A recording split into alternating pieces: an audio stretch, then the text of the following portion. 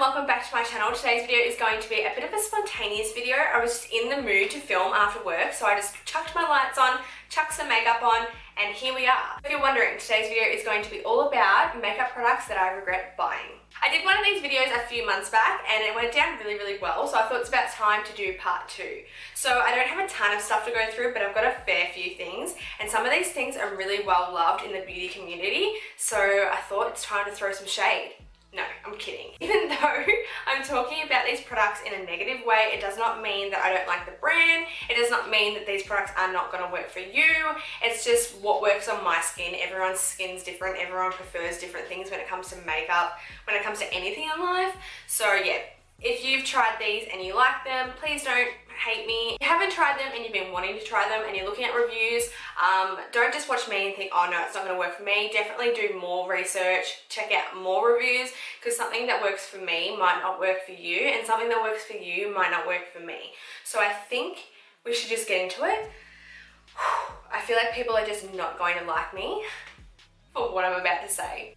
Let's do this. So the first thing I'm going to talk about today is a foundation, and I feel like a lot of people are going to be super surprised that I'm mentioning this in this video and surprised that I don't like it. I myself was really devastated when I bought this and it didn't work out for me, just because it was so hyped up and I was so excited for it, but it just, yeah, so let's just talk about it. This is the Pro Matte Soft Filter Foundation from Fenty, which, if you didn't know, Fenty is owned by Rihanna. She recently came out with her own makeup brand, and it's kind of been like the hot topic this year for like the beauty community.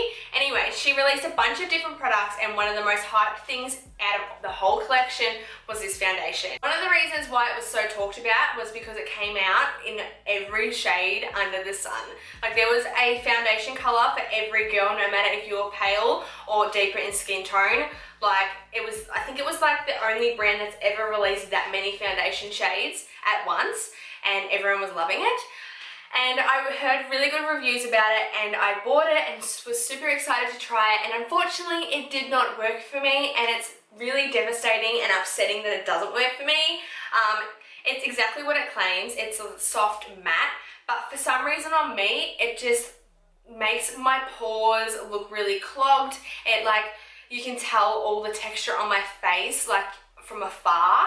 It just is really drying. It's super matte, and I have normal to dehydrated skin and sometimes can get a little bit oily, so I can kind of wear any foundation. I can wear dewy, matte, satin, like velvet, like every type of formula of foundation, like every type of finish I should say, I can pull off and wear with different types of primers or whatnot. But with this one, I just don't know, it just did not work for me. It looked terrible on my skin. The color match was really good, but it was just drying, and it just dried so quickly that I was finding it really hard to blend, and then there was like patches, and it was clinging to dry patches, and it was just really bad. It looked really bad on my skin, and I was just really shocked by it because I'd watched so many reviews from people that have dry skin, people that have oily skin, and everyone seemed to love this. I don't think I've seen anyone talk about this in a negative way, and it just did not work for me, and I don't know why it worked for the whole world except for me. So I don't know, I kind of don't recommend it, and it's a shame that I'm saying that, but it just really was not nice. It wasn't nice to wear, it wasn't comfortable, it looked like shit, to be honest, and that's all I'm going to say about it. I regret buying this so much because it is from Sephora and it is pretty pricey. I'm pretty sure it's around $60, or maybe it was $42. I'll leave a link to the product down below in this description box and tell you what shade I am and stuff, but that was a really big disappointment. Like a huge one. Like, I can't believe I don't like this, but it just looked terrible on my skin. I've got 2 more foundations I'm going to talk about, and the next one is the Makeup Forever Ultra HD High Definition Foundation. This was a really popular foundation probably about 2 years ago, and I finally could afford to buy it this year, and I regret buying it so much. I don't know what it is. I think the undertone of the foundation is what threw me off the most. Like, I wear yellow toned foundations because I fake tan, and this is more on the pink side. It didn't flatter my skin, it wasn't long lasting, it wasn't overly dewy, but it wasn't super matte. It was just really like in-between finish that just clung to my face. And where it mixed in with other foundations, but on its own, I just really regretted it. Like, it just didn't look nice. You know how you just buy foundations and you try them and they just don't look nice? This was one of them. And this is really expensive. Makeup Forever is actually quite an expensive brand. I bought this in June and I've used it probably like twice. I'm not even kidding. And I just don't reach for it. And it sucks because it was so expensive and I'm not going to use this because it just doesn't look good on my skin. It's nothing special. I don't know what the hype about this was because people use this for years. And this foundation is from the Drugstore and this is the NYX Total Control Total Drops, I think they're called. Wow. I've used this once and it looked terrible. The color was completely off, way too orange. This is super matte.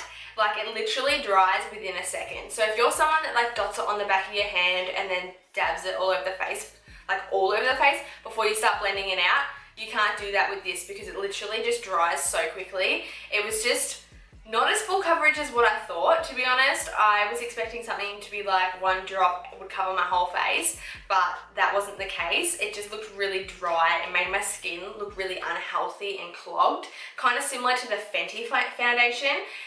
These two foundations actually, now that I think of it, are really similar. I don't know if it's just me that thinks that or what, but it clung to dry patches. It made my skin really, like, I don't know, just clogged and dry looking and just really unhealthy. I looked tired and I looked old. Like, you know how you use foundations sometimes that are too matte and then age you? This foundation did that to me, so sorry about it. Oh, I should have done this first. I don't know why I didn't. This is the Milani Prime Shield Face Primer. This is a mattifying and pore minimizing oil-free foundation. So this is a silicone-based primer. Primer that has silicone in it is like a pore filling, smoothing. It makes your skin look really soft and like flawless. I was really excited to try this out just because I really do like silicone-based primers, but this was bad. I used it a few times and every single time that I used this, my foundation, no matter what foundation I was using, creased. Like, it just was like a creasy mess. It's almost like I put the silicone on my face and it didn't, like, I don't know, go into my skin. It just sat on top of my skin and just moved everything around throughout the day. And I tried it like using a lot of product. I tried using less product. I tried different foundations, mixing the primer with other primers. You know, I tried everything, all different concoctions to try and make this work, and it just didn't work. I'm really disappointed. Milani is a really good brand. It's from the Drugstore in America. I own quite a lot of things from Milani and they rarely ever disappoint me except for this one. Like, I just don't recommend this. The only reason why I bought this was because there was another primer I wanted to get that's really hyped about, but that was out of stock, so I picked this one up and I was just like, why did I even waste my money? It was one of the most raved about powders ever. Now, the product itself is not my complaint. I'm just going to throw this into the video anyway, even though this is not what I'm talking about. I'm going to talk about another thing. But the powder itself is alright. I do enjoy it. It's good for baking and it's good for setting the face, especially if you've got more dry skin. But I just don't see what was so good about it. Like, I just don't know why everyone was like, oh my god, this is the best powder ever. Because it really wasn't that good. Like, I know it's affordable, you get a lot of product, and it does do the job, and it does it pretty well, but it just wasn't like what I was expecting. Besides that, my proper issue with this product is the packaging. Can you see how dirty this is? Like, it's the most messy powder ever, and my biggest complaint and my biggest pet peeve when it comes to loose powders, my biggest pet peeve and my biggest problem with loose powders are packaging. If translucent powders and like loose powders are going to be extremely messy, it stops me from using them because I cannot be bothered cleaning up. Like, when you're doing your makeup, you want to, you know, get into it and do your eyeshadow and get your makeup done. You don't want to spend after an hour of doing your makeup cleaning up for an hour after because a product is so messy. I know people have complained about the packaging, and I guess it is because it's so cheap. Like, I think that's why it is so cheap. Like, if they did it in like a proper, better, like, kind of component, it would probably be cheaper, but the packaging just does not, I don't know, it just stops me from using it. If you saw my foundation drawer, like, there is translucent powder, like no color powder, this one, everywhere. It's just really bad. I don't like having to clean up after it. It's not my child. It's not my baby. I shouldn't have to clean up after it, if you know what I'm saying. We have the Maybelline Strobing Stick in 200 Medium Nude Glow. I bought this and I've used it once. I don't know why I even bother to buy these little like illuminating sticks because I just don't use them. It's not that the product is bad, it's just, I just don't use it. It was a waste of money because it just doesn't appeal to me. Like, it's kind of nice, but it's not even that highly reflective. Like, it's not even that much of a glow. Like, I just think it's a waste of money. I don't know. Maybelline come out with really cool looking products, but I feel like a lot of the time it's not that good. Like, I don't know why. Like, why did I buy this? It was a waste of fucking money. Like, I don't use it. Like, I've used it like once and it was annoying. Like, it kind of moved under my foundation and then it was just creasing, like making it all break up. I just don't have time for that. Here is the ColourPop Pressed Powder Face Bronzer, the colour In It to Win It. When I saw that ColourPop was coming out with these, I literally died. I love ColourPop. ColourPop's one of my favourite brands. This is what it looks like. I did buy it in the little compact. This bronzer from ColourPop is more of a warm toned kind of bronzer, but it's got more of like it's got more of a red kind of tinge to it. You can't really tell on camera, but you can tell in person, and it's got little tiny flakes of shimmer in it. So I was super excited to test these out, especially because they do actually pop out and they're magnetic, so you can put them in like Z palettes and stuff. But this is like the most muddiest bronzer I've ever put on my face, and I don't understand why it was in the bestseller like category on their website if it's that bad, if you know what I mean. I'm really disappointed by this. I love ColourPop. You guys know I love ColourPop. I own so much stuff from ColourPop and I rarely ever get disappointed by them. But this was just a miss, a really big miss. It literally, no matter how much blending I do, it just always looks like mud. I think it has something to do with the shimmer in it. I just don't really like the undertone of it either. It just doesn't look really flattering on my skin. I'm trying to like make it work because I've heard people say that this is really, really good. But on my skin, it just looked like straight up mud. I've just rolled it in dirt, like on my cheekbones. And I've even tried to use it like with a fluffy brush and a more like precise brush, and it just looks like fucking shit. Honestly, on my skin, it just looks so bad no matter what's underneath it. So I really don't recommend the In It to Win It one. I don't know about the others. I haven't tried them. I'm keen to try them though. Hopefully those ones, like the other ones, are better than this one, but pass on this one if you're thinking about buying it because it was really not the greatest. I've got this blush palette here from Maybelline, and this is the Master Blush palette. I think it's in the number 10. It comes with 3 blushes and 1 highlight. Now I did use this in a video when I first bought it, and it is super, super pigmented, but they're just really hard to blend. Like, once you put the pigment on your face, there's no going back. You will look like a clown. They're also super powdery and they look really powdery on the skin. I'm not really a fan of Maybelline powders. I think their concealers and their lipsticks are amazing, but when it comes to like bronzers and highlighters and blushes, I think that they're really lacking in that department. It's just, yeah, they're beautiful colors and the palette looks really good, but it just doesn't work on the face. It's just like a big clown splotch of like bright, bold, powdery color, and it's just not flattering at all. I feel like their individual powders are alright, but when they release things that come like in these little palettes that look really appealing, I just feel like they're not as good quality as the rest of their stuff, and I don't recommend that at all. Like, it just, I don't know. I could make it work if I really wanted to, but I just don't want to spend 15 minutes blending per cheek. Like, it's just not worth it. Even though it is Drugstore, it's just not worth it. I mentioned this palette before on my channel, so I thought I would mention it again, and this is the Tarte Pro Glow palette. Now this was one of the biggest disappointments ever this year for me. I bought this early, like start of the year. I'm pretty sure this came out late last year. The packaging is super cute. It opens up like so, and then you've got 4 highlighters, a powder contour and a cream contour. So I've got many things I don't like about this. So I don't like the fact that there's a cream contour in here because the cream gets powder stuck in it and it's just not cool. I also don't like the fact that you can't like cover it. Like, you know, I wish there was like a little flap at the bottom so you could cover it. The contour powder is okay, it's nothing special. I also really don't like the highlighters. I feel like some of them, like Stunner and Lit are really pretty, but they're just super chunky. I feel like I have to build them up quite a bit, like layer after layer after layer after layer, and this is expensive. This was like $80 from Sephora here in Australia, and it's just like, I'm using half the product in one use, and I don't know, they're just not the best highlighters. I don't like the cream contour, I don't like the colour, I don't like how it's got powder stuck through it, I don't like the contour powder, I just don't like it, okay? And people raved about it, so that's why I spent $80 on this freaking palette, and it ended up not being my favourite.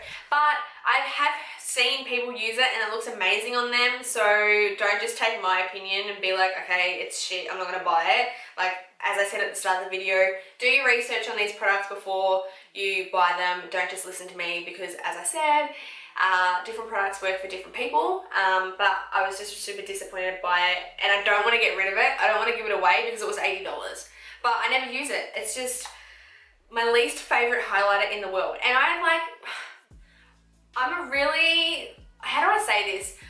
Any highlighter can impress me. Like the Elf Baked blush highlighters that are like so not pigmented and you have to like scrape off the top layer to get really good pigment. I love those highlighters. And they're like one of the worst ones. People always complain about them, but I think they're really good. So you have to be pretty bad for me to not like you, like when it comes to highlighters, if you know what I mean. I can't believe I'm saying this because this was one of the most raved about palettes in 2016, but I finally got my hands on it this year and I was so disappointed by it. Like, I've never owned eyeshadows from Too Faced, and I love a lot of things from Too Faced. Like, their Born This Way foundation is my favorite foundation of all time, but this palette, I thought that this was going to be amazing because I know the chocolate bar palettes were raved about, so when I saw this one come out, I was like, oh my god, that's straight up my alley. But I've swatched this and used it once in the time that I've owned this, and this is the Sweet Peach palette. Okay, a few things. The scent can give you a headache. Like, it's really like fragranced. It's like a artificial peach smell, and it's just really, it can give you a headache. I don't find the colour scheme very peachy, to be honest. I know the concept of the colour scheme of this palette is to resemble peaches, like all colours of peaches, from like the inside, the bruising and stuff. That's why you've got like purples and that. But I just don't like these colours. They look really nice when you swatch them, and when you apply them swatched on your like hand or whatever, they swatch really nicely. But when you use them on the face, when you use them on the eyes, they just blend away, especially the shimmers. They're not good. And the mattes, they're alright, but they're a little choppy and you have to blend them like quite a bit to get any kind of seamless payoff, if you know what I mean. But I was just so disappointed by this, and I'm literally not lying. I've used this once. I've used Puree, Summer Yum, and Nectar, I think, and the purple one, this one up here, and this brown up here as well. I've used them all once, and I've owned this since the start of this year. I just was so disappointed because apparently Too Faced has got the best shadows ever, and this was just like, pardon? My ColourPop shadows that are $5 a single shadow are better than this, and this was like $75. Like, I don't know. I know I'm not the only one. I know there's a lot of people out there that don't like a sweet peach palette. I just don't think it's very peachy. And to be honest, I feel like their packaging too, like the tin packaging, it's really bulky and it just doesn't fit anywhere. I am going to try and use it though because I do own it, and when you spend like, it's the same as the Tarte's highlight palette. When you spend like so much money on a product, you don't want to give it away. Like, I'm pretty easygoing. Like, if I buy something and I don't like it, I just pass it on to a friend, like, it doesn't bother me. But when I spend like good money, like $80 on a product, I don't want to give it away. I do a lot of research when it comes to high-end makeup. Like, I really like look into it before I purchase anything, and I'm rarely ever disappointed by high-end makeup, but these two just were like, really? Like, I wouldn't even sell this in a drugstore. Like, they're not worth the money and I do not recommend them. So yeah, that's my opinion on that. That's all the makeup that I regret buying and I would not recommend. I hope you guys really did enjoy this video. If you did, don't forget to give it a big thumbs up. Also subscribe if you're new here. My name is Mary. I make random AF videos about makeup and fashion and I really enjoy it. So before I go, if you're interested in watching any more of my videos, I'll leave them right here on the screen so you can just click on them and continue watching my videos if you're interested. I'm not forcing you, but yeah, the link is right here if you want to do that. I hope you're having a wonderful day wherever you are and I'll see you in my next video. Bye!